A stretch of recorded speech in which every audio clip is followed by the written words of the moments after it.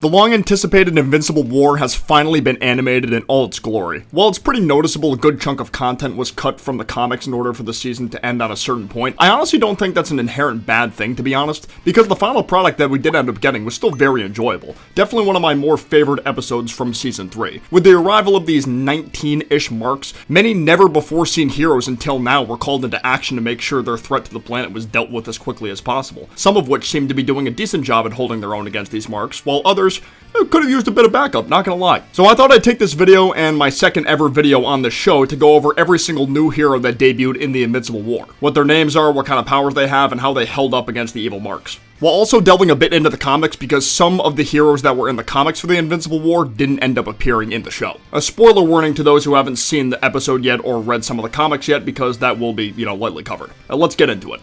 Make them hate! Kicking things off about 5 minutes into the episode after we learn how Angstrom Levy survived his fight with the main Mark, we see the bald-headed Viltrumite prisoner Mark destroying some buildings in Moscow when the hero Cast Iron notices the commotion and is ready to fight. Cast Iron, aka Milos Stojakovic, has powers similar to Titans, only instead of being able to turn his body from normal to another hard substance like stone on and off, Cast Iron's body seems to just be iron all the time, which by extension gives him incredible superhuman durability and strength. Gary Hampton, the Wolfman, falls into the standard werewolf-like powers category, super fast, strong, but thanks to the wolf side, he's got enhanced senses a normal human wouldn't be able to possess. Also, those sharp claws and teeth definitely come in handy for dealing extra damage to a foe. His main opponent was the baby-faced Viltrumite Mark, who apparently already killed his version of the Wolfman in his main dimension, intending to do it again. Unfortunately for him, he was unsuccessful. Best Tiger, real name unknown, is a skilled sharpshooter/martial artist who was in his home area of Hong Kong, China, when Sinister Mark began attacking. Sinister Mark is notorious for being the most evil and violent out of the main Invincible variants, so it's kind of a miracle Best Tiger was able to make it out of that confrontation alive and not consumed. If you know, you know. Next up is Tech Jacket, also known as Zach Thompson. He was tasked with fighting the mustachioed Viltrumite Mark in space throughout his screen time this episode.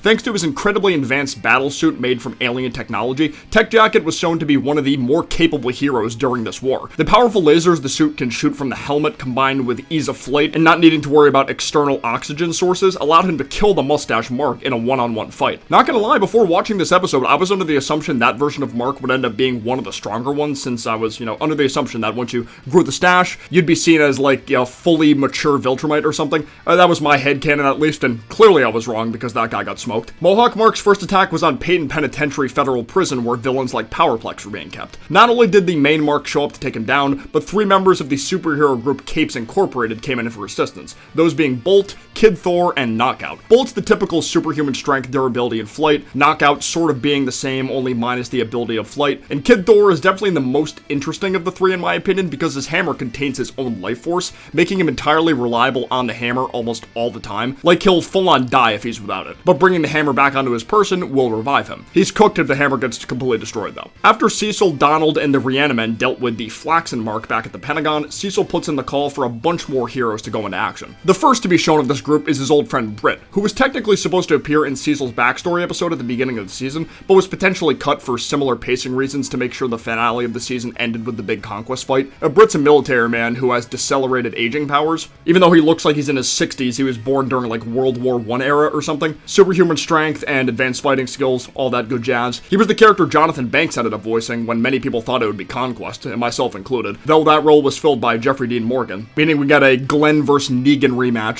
for your Walking Dead fans out there. So at the current moment, I have no clue who's going to be voicing Emperor Thrag, but can't wait to eventually find out though. Every other hero that ran into the teleporter in the episode is either nameless or technically appeared before as a side character in the 3rd episode of Season 1, The New Guardians of the Globe. That girl Throwbolt is seen running in there and she's got electrokinesis powers similar to Powerplex. Then there's this hairy mechanic looking dude who I can only see as a roided out version of Haley Joel Osment. He along with scuffed One Punch Man over there were sent to deal with the long blue mask Mark, but were taken out pretty easily until main Mark and Adam and Eve stepped in to deal with him. Interestingly enough, the heroes dealing with this version of Mark in the comics are a completely different group with no names in the show. The comics had him taking on the members of the Cyber Force hero group. I imagine these guys in particular had to be reworked due to some of these characters being in shared universes with Image comic characters, so rights/licensing issues were likely at play when it came to these guys, and, you know, maybe everybody couldn't be included. As something similar likely happened with some of the other characters, like Fire Breather/Duncan Rosenblatt, because the character Sinister Mark ends up fighting in the alley looks sort of similar, but different enough to not be considered the same guy.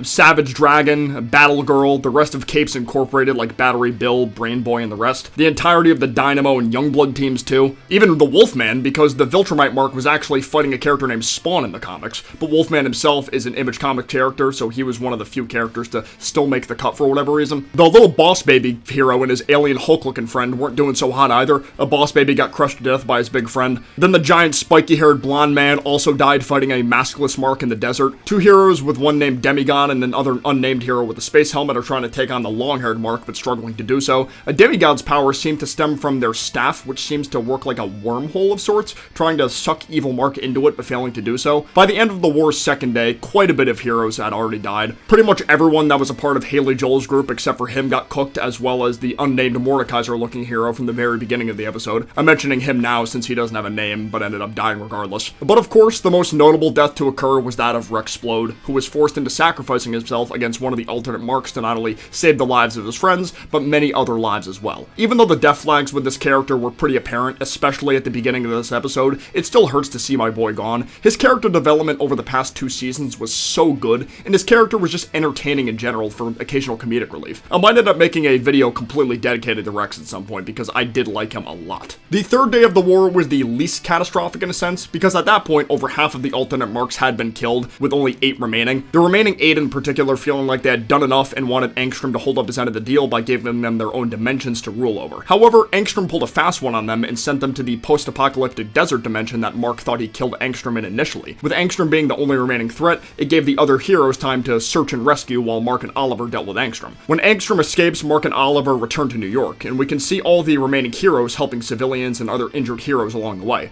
A Bolt, Throwbolt, Tech Jacket, and Knockout were helping some people in the first scene, with the second scene showing the Faceless Hulk, Powerplex, and one of Haley Joel's teammates carrying what was potentially a dead body away from the rubble. Demigod and the Space Helmet hero were also shown to have survived their encounters with Longhaired Mark, and that was something I was unsure of in the middle of watching the episode because they weren't shown in the general area when he was killed off screen by Oliver and Throwbolt. Powerplex obviously starts freaking out trying to get to Mark when he sees he's nearby, but isn't strong enough to overpower both Mark and Oliver holding him down, allowing Britt to come in and haul him back to prison when he tries getting people on his side about Mark needing to take the blame for everything that's happened. While none of the other heroes did full-on condemn Mark in this moment, their looks of concern towards him were enough to make Mark feel a bit worse than he already did, and beginning to semi-spiral into a depressive state, believing none of this would have happened if he didn't get involved with Angstrom, which meant, you know, Cecil was kind of right the entire time. Things are definitely getting worse before they get better now that Conquest is here. That fight has the potential to be the best we've seen in the show so far, and I hope it does deliver. But yeah, there you have it. All the new and sort of returning heroes that appeared in the Invincible War. It was cool to see some of these heroes outside of just the Guardians of the Globe and their element of hero work. I know a lot of these characters aren't super important in the grand scheme of Invincible's story, but I'd be down to see more of them get some screen time next season, along with the villain group The Order, since those guys feel like an evil counterpart to the Guardians of the Globe, even if it's just a 1 episode or something. Let me know what you guys thought of this episode in the comments below. Did you think the Invincible War lived up to the hype that many of the diehard comics fans were fueling for it? Or do you think some areas could have been improved upon? If you have a favorite cameo from these new heroes too, you know, let me know. Mine's probably Tech Jacket, you know, which seems to be the most popular take right now. You know, that guy 1v1 one of the Marks and seemed to have taken